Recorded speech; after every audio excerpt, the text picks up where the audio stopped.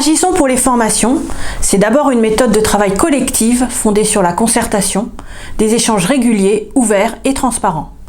C'est aussi un partage des responsabilités entre le vice-décan information, la direction des formations et les équipes pédagogiques et administratives des départements.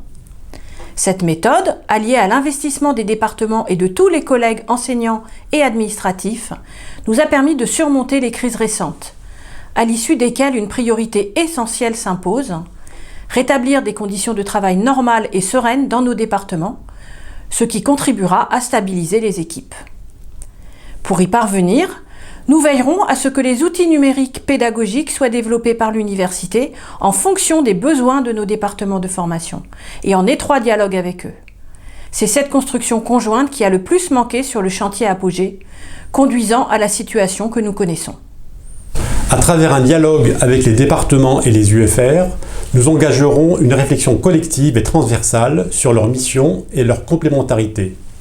Nous conduirons de même ensemble un travail de fond sur des sujets majeurs, tels que la soutenabilité de nos formations au regard des effectifs étudiants et de nos forces d'enseignement, ou l'appropriation collective de l'innovation pédagogique. L'investissement des équipes de formation a été absolument essentiel pour traverser cette période de crise.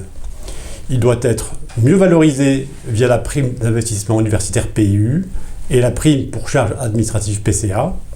Les collègues investis dans des partenariats ou dans des projets européens ou internationaux doivent être mieux soutenus.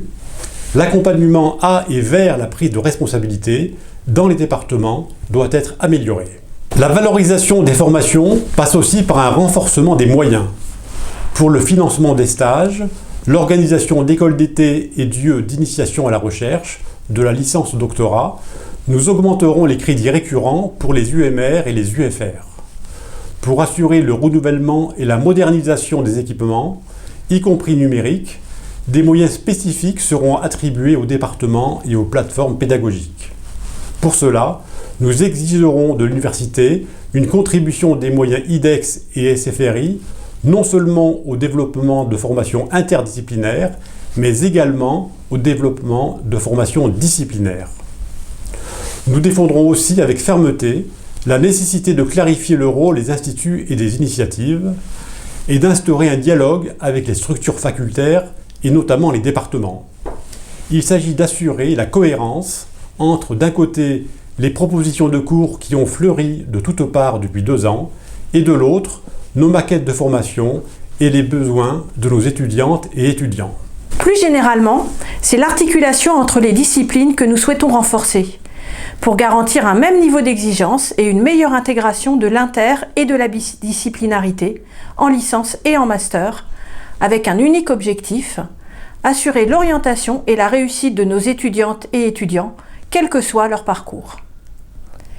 La formation continue reste un chantier majeur. Nous le mènerons avec les UFR et les départements grâce à un travail d'ampleur, attentif à l'articulation avec la formation initiale. Ce travail pourra servir de point d'appui à la construction des maquettes à l'horizon 2025. Enfin, comme vous le savez, les sciences et l'ingénierie n'ont pas de frontières. Le travail entamé sur l'internationalisation des formations sera donc poursuivi afin de les rendre plus attractives et de favoriser les mobilités de nos étudiantes, étudiants et de nos personnels.